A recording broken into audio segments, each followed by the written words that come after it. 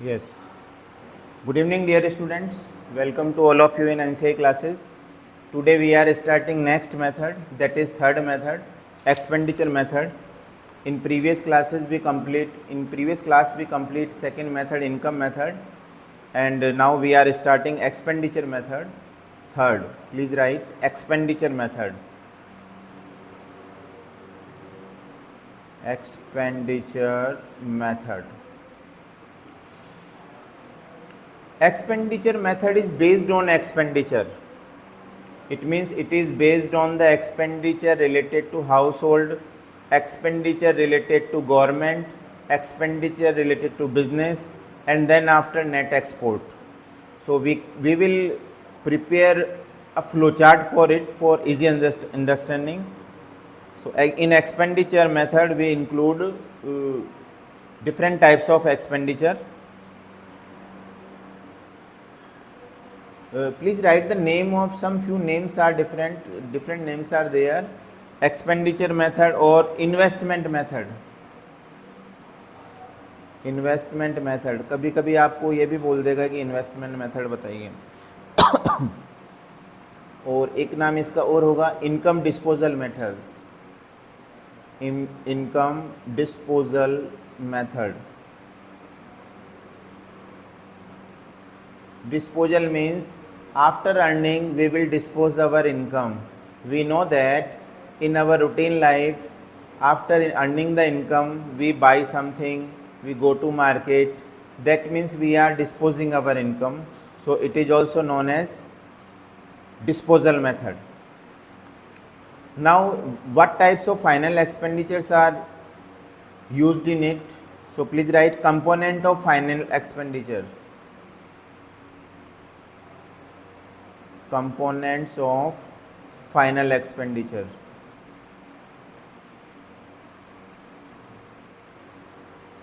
Composition of final expenditures.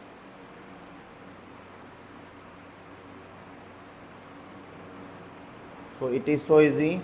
CIGX minus M, C I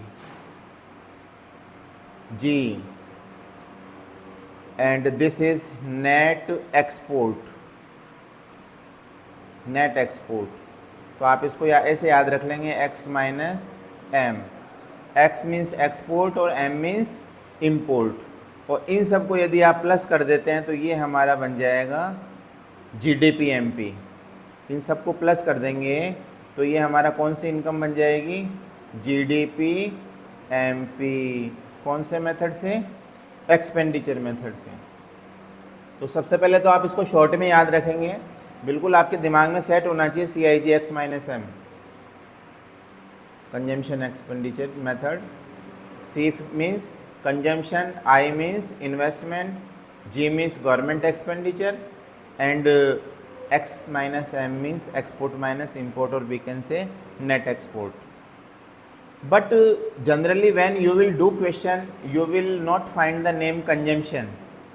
जब आप question करेंगे तो आपको इतना इजी नहीं मिलेगा, आपको ये नाम नहीं मिलेगा कि कंजम्पशन देखा और उठा लिख दिया। तो आप इनके जो हमारे इकोनॉमिक्स में जो पॉपुलर नेम है वो लिखेंगे आप इसमें। सी का मत लिखिए, सी का मतलब लिखिए आप private final consumption expenditure. Private final consumption expenditure. Yes. और फिर अपना आता है आई। आई का मतलब ग्रॉस, ये ग्रॉस वर्ड बहुत इंपॉर्टेंट है। Gross domestic capital formation. Gross domestic capital formation. और इसका एक नाम और है इन्वेस्टमेंट एक्सपेंडिचर भी हो सकता है कहीं कहीं। इन्वेस्टमेंट एक्सपेंडिचर, इन्वेस्टमेंट एक्सपेंडिचर, ये तो पता लग ही जाएगा। आई फॉर इन्वेस्टमेंट तो इन्वेस्टमेंट एक्सपेंडिचर। और फिर अपना आता है जी। जी को आप लिखेंगे government final consumption expenditure, government final consumption expenditure. और फिर अपने इधर आ जाएगा एक्स, एक्स का मतलब क्या हो जाएगा dear student, X means export और this is M means import, X means export और M means import. Now further private final consumption expenditure is having two type, इसके भी दो टाइप हैं। ये एक तो है by household, by household, और ये हो जाएगा by non profit institutions, non profit institutions.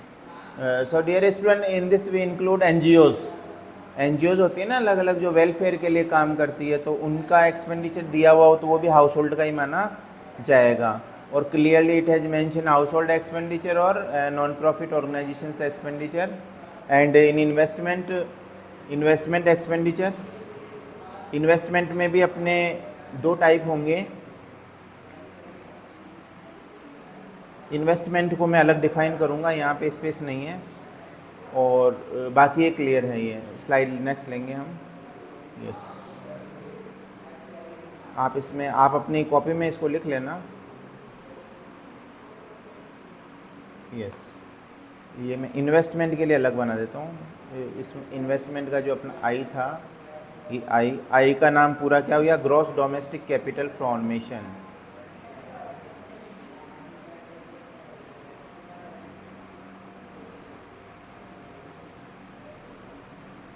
Capital formation, तो इसको क्या बोलेंगे हम, GDCF, gross domestic capital formation, GDCF। इसकी now it will be divided into two category, gross domestic fix capital formation, gross domestic fixed capital formation, gross domestic fix capital formation. और आप इसको यूँ भी बोल सकते हैं फिक्स्ड इन्वेस्टमेंट, फिक्स्ड इन्वेस्टमेंट।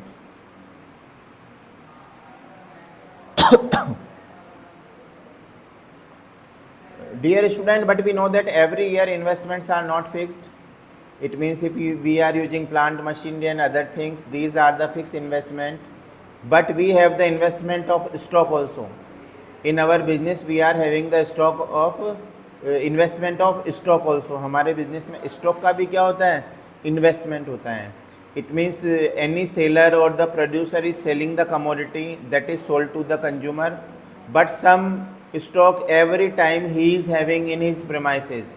किसी भी बिजनेसमैन की बिल्डिंग में हमेशा स्टॉक पड़ा ही रहता है, तो आप मान के चलिए वो पैसा ब्लॉक है या नहीं है। आप किसी भी शॉप पे चले जाइए, उसको शॉप भरी हुई नज़र आएगी, तो वो इन्वेस्टमेंट है या नहीं है। He will buy commodity, consumer will purchase, then after again he will buy, consumer will purchase, but daily basis he is having some of the stock. So stock is also the part of investment. तो इसको आप लिखेंगे इधर second में लिखेंगे change in stock, change in stock, change in stock. और इसका भी एक नाम और हो सकता है inventory investment, inventory investment. Yes, change in stock और inventory investment. So you can say it GDFC, gross domestic fix capital formation, GDCF भी बोल सकते हैं आप, GDCF। यहाँ पे ये इम्पोर्टेंट है फिक्स्ड, आगे मैं इस कंसेप्ट को बताऊंगा, तो ध्यान रखिएगा। GDCF fixed capital formation, fixed investment और change in stock. So please write how you will calculate change in stock. Closing minus opening. हाँ, क्या क्या बोला? Yes, closing minus opening. So change in stock is equal to closing stock minus opening stock, closing stock minus opening stock. And dear student, fixed investments are of generally 3 type. ये box बना के लिख रहा हूँ मैं ताकि आपको अलग से नज़र आएगा। पहला तो लिखिए आप business fixed investment, business fixed investment, business fixed investment. और सेकंड हो जाएगा, एक तो बिजनेस करता है वो, एक हमारे गवर्नमेंट भी करती है। अगला लिखिए government fixed investment.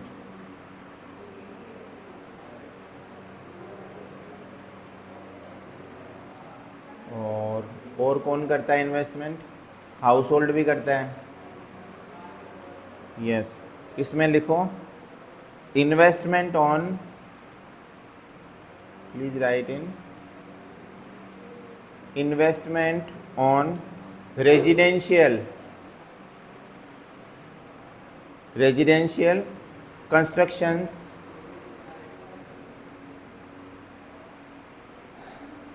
by household. So these types of name you will find in your questions. ये नेम आपको मिलेंगे और उनको डिसाइड करना है आपको कि ये कौन से हेड में आएगा, सी में आएगा, आई में आएगा या जी में आएगा। सो ये आपको क्लियर होना चाहिए ये चीज़ें।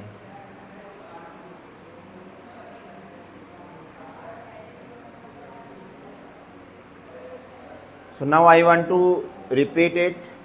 Investment structure is in form of gross domestic capital formation, and gross domestic capital formation is of 2 type: investment in fixed assets and investment in stock. Simply you can divide it.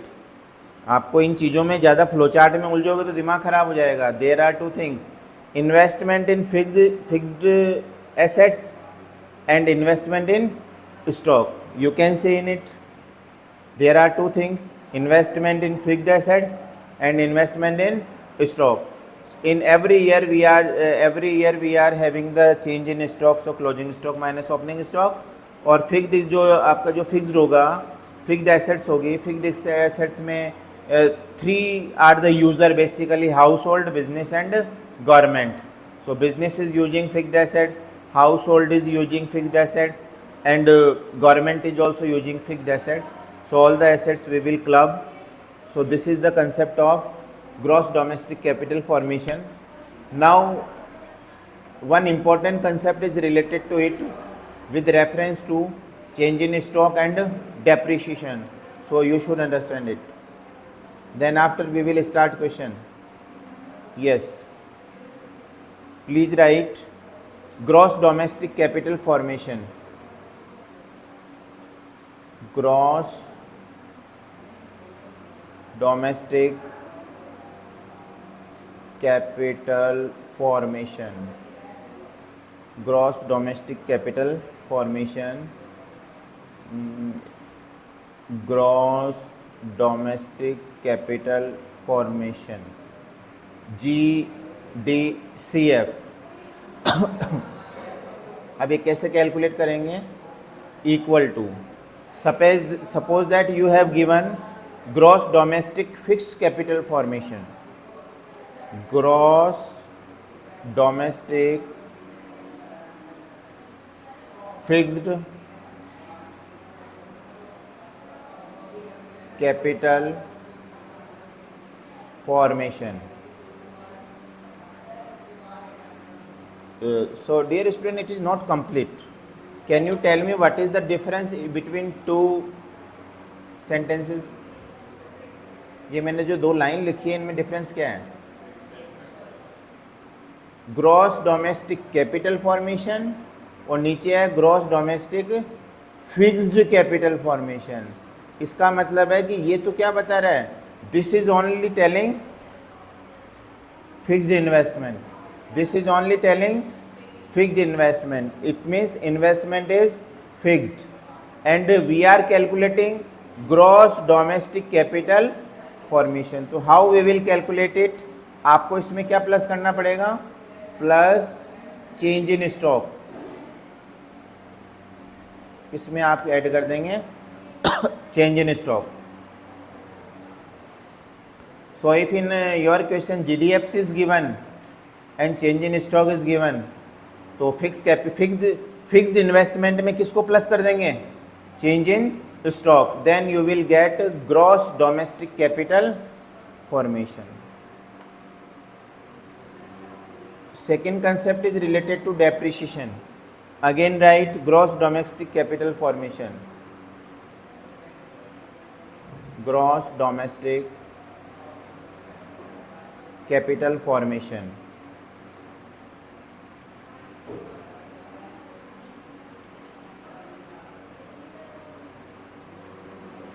yes and you have given, देखिए क्या लिखा हुआ है, दक्ष बताएंगे आप, net domestic capital formation. Yes, can you tell me कि इसमें क्या आइडिया लेस करें कि हमारे ग्रॉस डोमेस्टिक कैपिटल फॉर्मेशन आ जाए, माइनस, चलो कंपेयर करते हैं, आपने इसको रीड नहीं किया, चलो देखिए मेरे साथ साथ देखिए आप, आपका ध्यान बोर्ड पे होना चाहिए। देखिए डोमेस्टिक, ये रहा डोमेस्टिक, कैपिटल, ये रहा कैपिटल, फॉर्मेशन, फॉर्मेशन। दक्ष अब बताइए, हाँ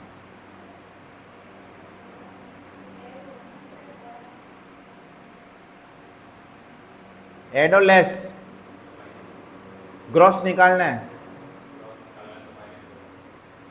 ग्रॉस डोमेस्टिक, नेट निकालते हैं तब लेस करते हैं, ग्रॉस निकालना है, ग्रॉस प्लस डेप्रिसिएशन, करो करो plus depreciation, plus depreciation, very good Nidhi, correct answer, plus होगा डेप्रिसिएशन, क्योंकि हमें क्या निकालना है, ग्रॉस निकालना है, ठीक है।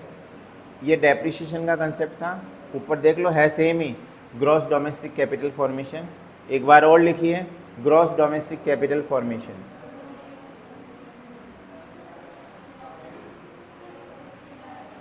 Gross domestic capital formation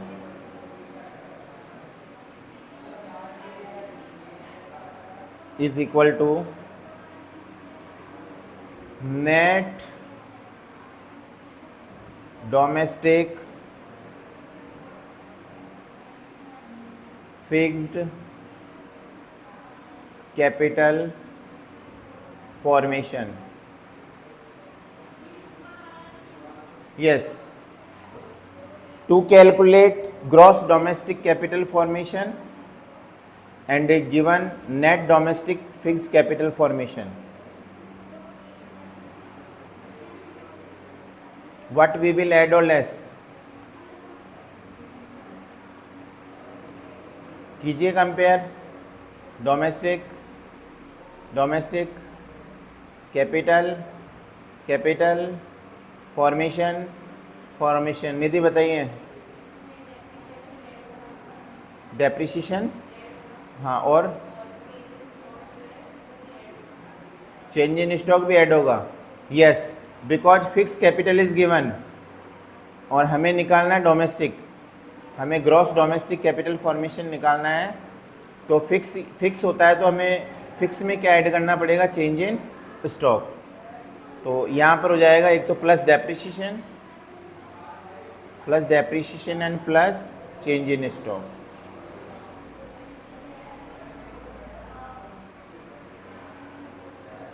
so this is important concept related to assets. जब भी आपको एसेट्स का कोई क्वेश्चन आएगा तो आपको ये ध्यान रखना पड़ेगा।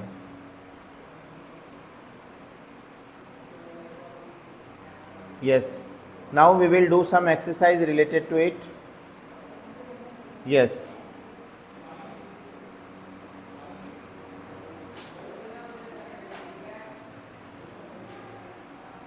exercise 1.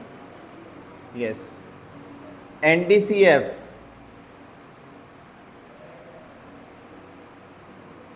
500, depreciation 100, calculate GDCF.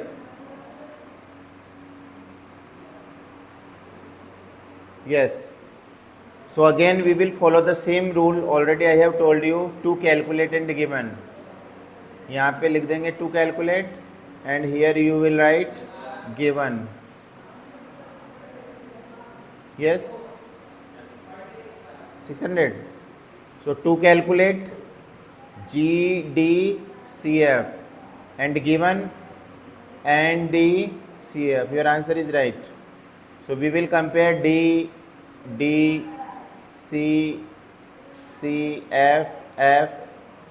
So dear student, we will have to convert net to gross. Net to gross. तो NDCF is given 500 और इसमें ग्रॉस करना है तो प्लस क्या हो जाएगा, डेप्रिसिएशन. तो आपका 600 हो जाएगा answer.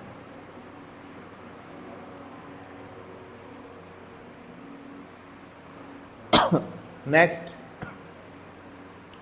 Exercise 2, GFCF 600, change in stock 100, calculate GDCF.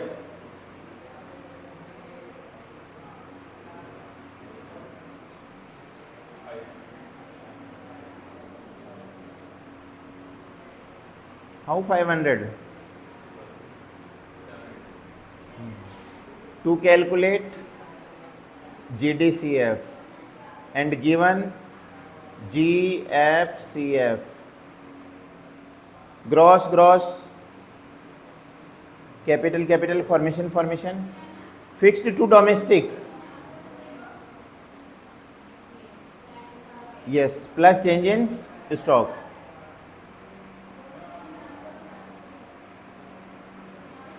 $600 plus 100 is equal to 700. Any doubt?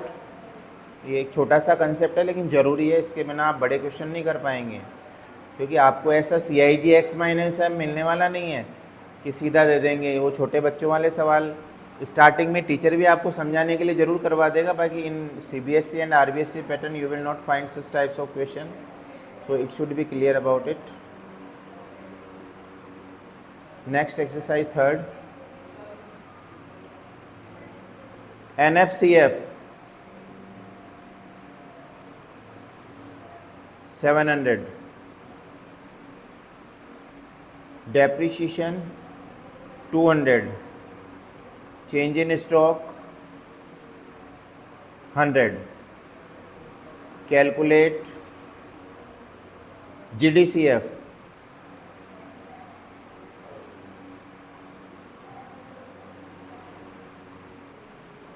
Yes, you will follow the method. Very good, right answer. To calculate or given. Yes, to calculate GDCF, given NFCF, net fixed capital formation. Compare करेंगे आप. Yes, formation, capital, fixed, domestic, fixed से domestic plus fixed to domestic plus change in stock and net to gross plus depreciation. Very good. तो NFCF हो जाएगा 700, change in stock हो जाएगा अपना 100 और डेप्रिसिएशन हो जाएगा 200. तो अपना आंसर हो जाएगा 1000.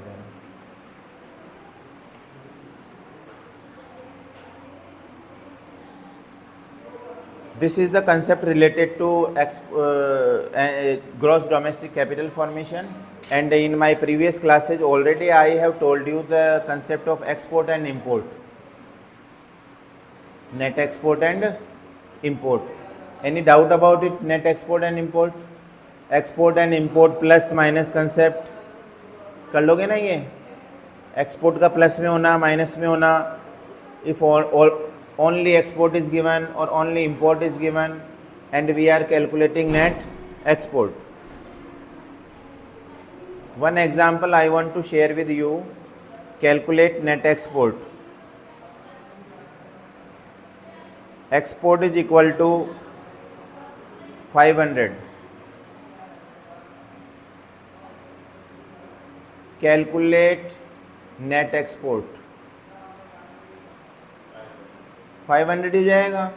So formula of net export is export minus export minus import. Export is 500, import is 0. So net export will be 500.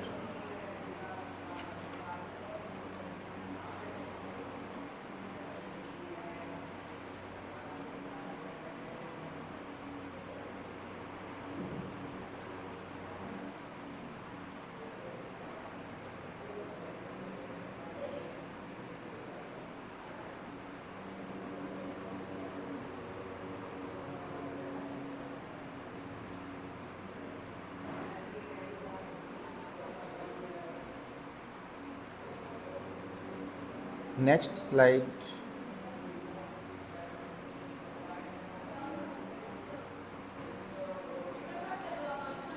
Yes. One example we are taking about it.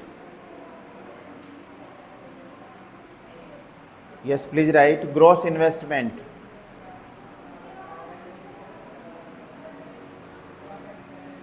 Gross investment is equal to 90. Net export 10, net indirect tax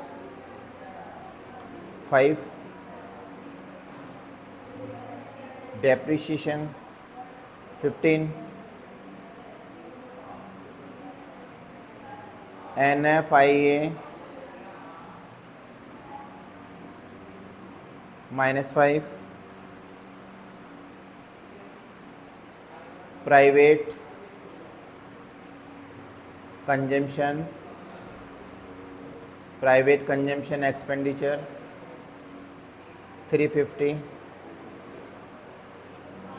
and government purchase of goods and service.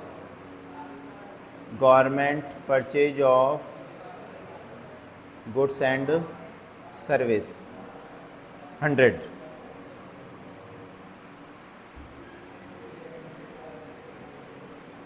Calculate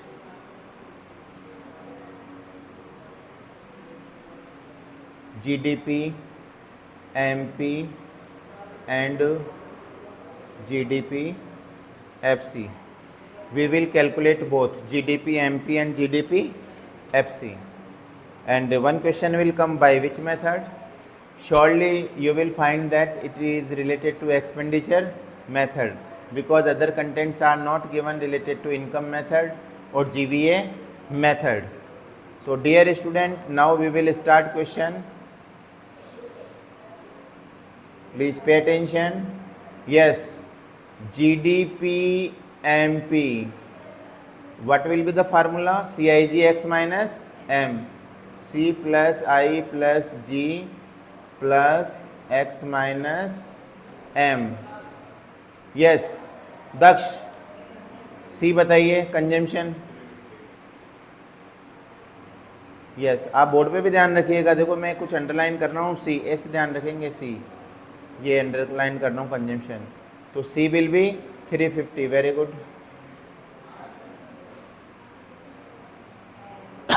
I, yes, I means investment. Gross investment is given 90.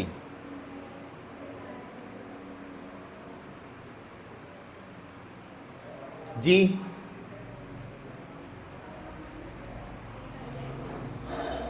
Yes Nidhi ji, yes ये रहा government 100, yes export, export and import separately not given, so these are given net export that is 10, यहाँ पे सीधे आप 10 plus कर देंगे, कितना हो गया ये 550, yes 550, you are right, GDP MP is 550. Now we will calculate, देखो हमने क्या क्या चीज़ें ले ली है, देखो ये आ गया नेट एक्सपोर्ट आ गया, और ये हो गया, और ये हो गया, yes GDPFC, GDPFC is equal to GDP MP, yes compare करेंगे तो GGDD, yes market price to factor cost minus NIT net indirect tax,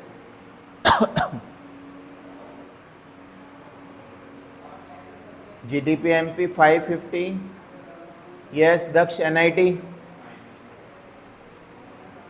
indirect tax is 5, okay, clearly it is given net indirect tax 5, so 5, there is no subsidy, so dear student it will be 445, ये हो जाएगा हमारा GDP FC. One question will come in mind that NFI is not used, नहीं है तो नहीं है, NFI is given but it will be of no use. One more question we will do, कीजिए start.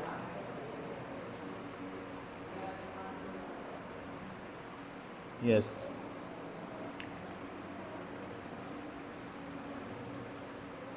calculate NDPFC, आपको NDPFC calculate करना है. Right content, gross domestic fixed investment, gross domestic fixed investment,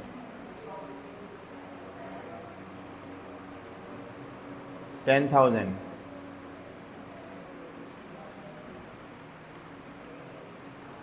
और आपको शायद पता होगा यही लिया जाता है, फिक्स जो इन्वेस्टमेंट होता है ग्रॉस डोमेस्टिक फिक्स्ड इन्वेस्टमेंट है. डोमेस्टिक फिक्स्ड इन्वेस्टमेंट में और क्या चीज़ प्लस होती है बताइए? Change in stock. Change in stock भी होगा तो अपने को लेना पड़ेगा. लिखो आप inventory investment,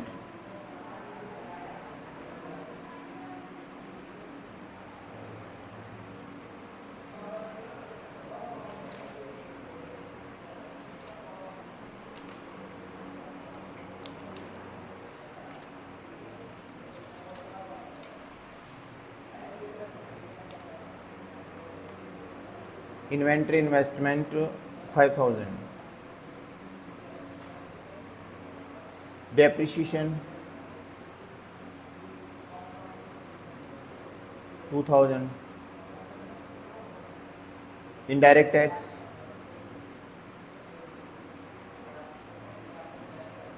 1,000.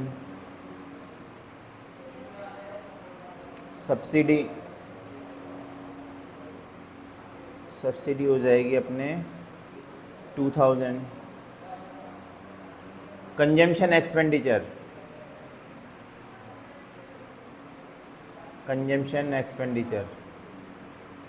20,000. And last residential construction investment, residential construction investment 6,000.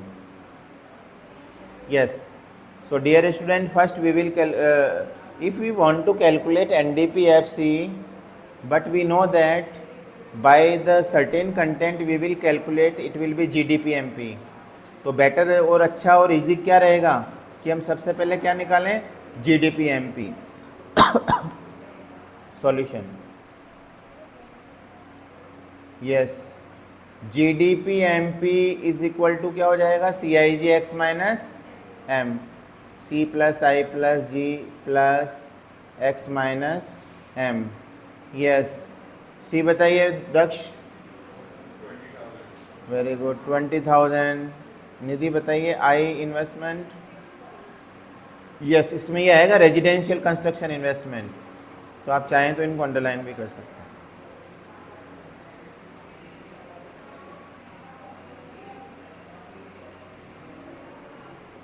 Government expenditure,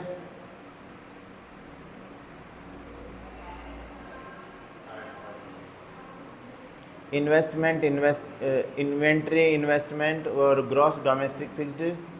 yes, residential invest, it means government expenditure इसमें है ही नहीं, गवर्नमेंट एक्सपेंडिचर इसमें है ही नहीं। इसमें देखिए बच्चों हमारा इन्वेस्टमेंट एक और है, हाँ residential. I have told you the type of investment, तो रेजिडेंशियल कंस्ट्रक्शन इन्वेस्टमेंट भी आएगा और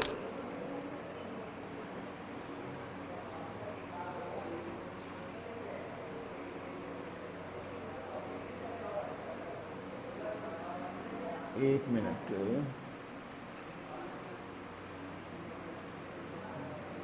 इसको 6,000 को हटाओ, आप 6 को हटाइए।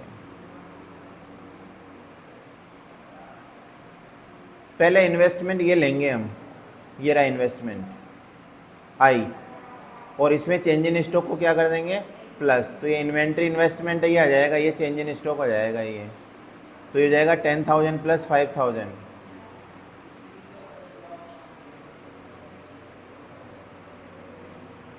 And government expenditure is not given, तो ये गवर्नमेंट एक्सपेंडिचर हमारा क्या हो जाएगा 0। One question will come in mind that residential construction investment is not given. इसमें क्यों नहीं लिया है मैं बता देता हूँ। What is the main topic, gross domestic fixed investment, clearly it has mention, clearly it has mention. आपने नोट किया होगा एक अपने इनकम मेथड में वो था, सॉरी आउटपुट मेथड में सेल्स दिया हुआ है, इट मीन्स कि इसमें डोमेस्टिक सेल्स भी और एक्सपोर्ट भी है, तो फिर आप उसको एक्सपोर्ट को और ऐड नहीं करेंगे। तो यहाँ पर भी सेम ऐसा ही है, gross domestic fixed investment clearly दिया हुआ है, तो इसमें अब इसमें रेजिडेंशियल इन्वेस्टमेंट नहीं आएगा, 0 हो जाएगा। यस, उसके बाद एक्सपोर्ट और इंपोर्ट,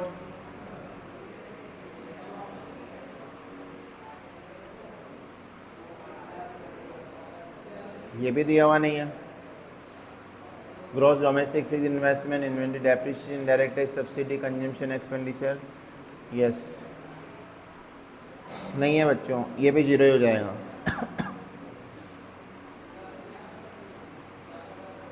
0, तो हमारा आंसर हो जाएगा 35,000।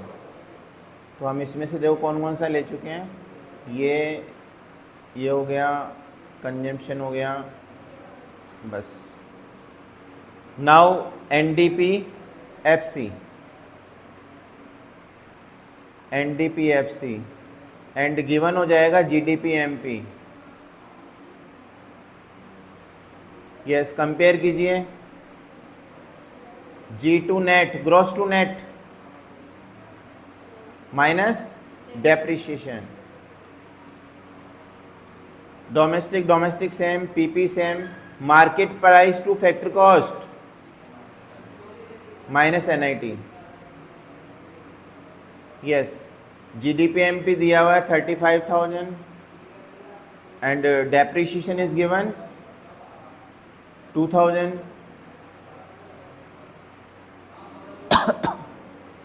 And NIT, dear student, NIT is directly not given. Indirect tax कितना है, ये रहा, तो NIT चाहे तो मैं यहाँ इधर निकाल देता हूँ, because some of the students who are taking online class. NIT कैसे निकालेंगे आप, NIT net indirect tax means indirect tax minus subsidy, तो इनडायरेक्ट टैक्स हो जाएगा अपना 1,000 और सब्सिडी हो जाएगा 2,000, तो NIT कितना हो जाएगा -1,000, और हमें NIT माइनस करना है, तो माइनस का ही आ जाएगा, माइनस का 1000। यस, करो इसे सॉल्व करो, फिर ये आगे माइनस और माइनस प्लस हो जाएगा।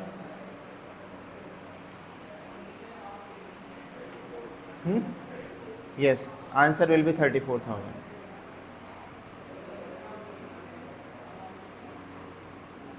Yes, so two important questions we have done related to expenditure method, and we understood the method, the type of third method, expenditure method. Formula is very simple, C plus I plus G x minus m. C means consumption expenditure, I means investment expenditure, G means government expenditure, and x minus m means export minus import, or you can say net export. Regarding investment, we have understood that we will have to take gross domestic fixed investment, and I have told you that gross domestic fixed investment, if clearly it is given, then other investment, for example residential and other things, will not be added. The same example I am telling you, GVA method में हमने किया था कि sales दिया हुआ है तो फिर आपको उसमें डोमेस्टिक सेल्स और एक्सपोर्ट सेल्स उसमें उलझना नहीं है। सेल्स मीन्स सेल्स, ऑलरेडी उसमें एक्सपोर्ट ऐड होगा। तो यहाँ पे आपको gross domestic fix capital investment दिया हुआ है, तो इसमें सारा इन्वेस्टमेंट आ चुके हैं, बस इन्वेंट्री जो चेंज है उसको आप प्लस करेंगे, रेजिडेंशियल इन्वेस्टमेंट इसमें नहीं आएगा। तो ये आंसर हो जाएगा 34,000। Thank you very much, we will meet in our next class.